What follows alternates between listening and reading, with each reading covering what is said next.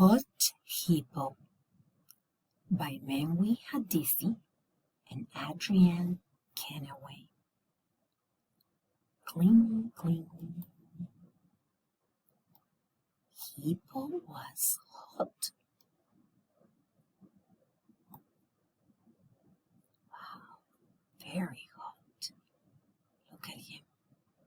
He's trying to be under the shade of the leaves. He sat on the river bank and gazed and looked and gazed at the little fishes swimming in the water. If only I could live in the water, he thought. How wonderful life would be.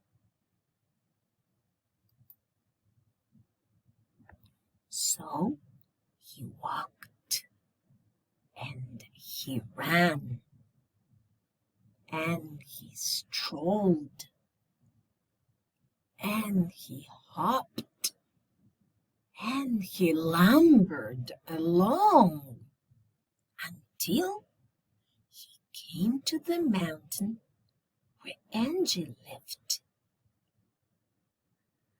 Angie was the god of everything and everywhere.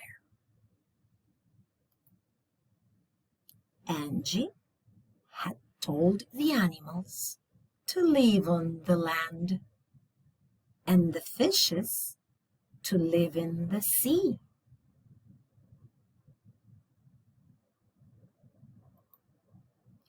Angie had told the birds to fly in the air and the ants to live under the ground.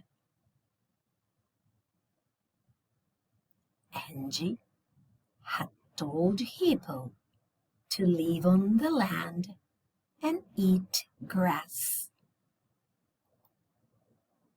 Please, oh great Angie, God of everything and everywhere, I would so much like to live in the rivers and streams, begged HIPPO.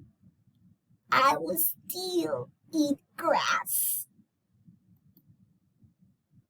"Aha!"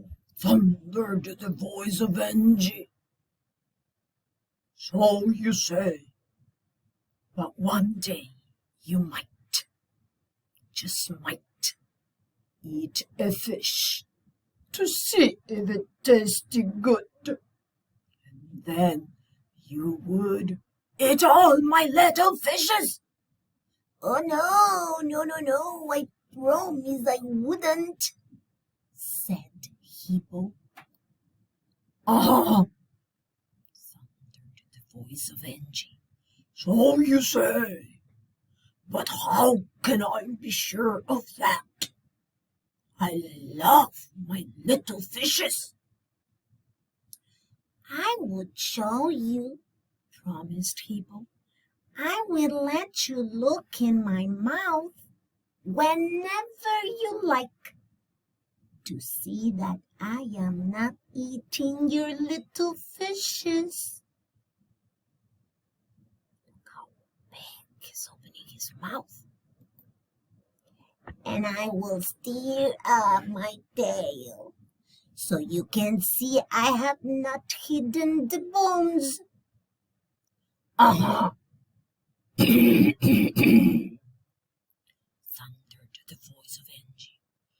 "Then you may live in the water, but," HIPPO waited, "but you must come out of the water at night and eat grass, so that even in the dark I can tell you are not eating my little fishes. Agreed?" Agreed. Sang HIPPO happily.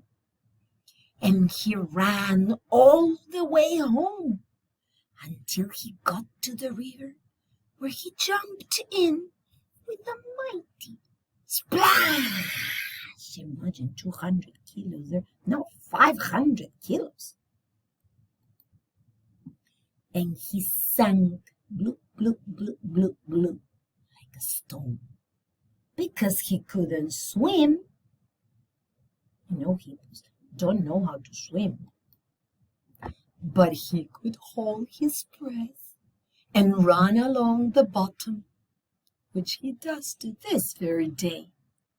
And he stirs up the bottom by wagging his little tail so that Angie can see he has not hidden any fish bones.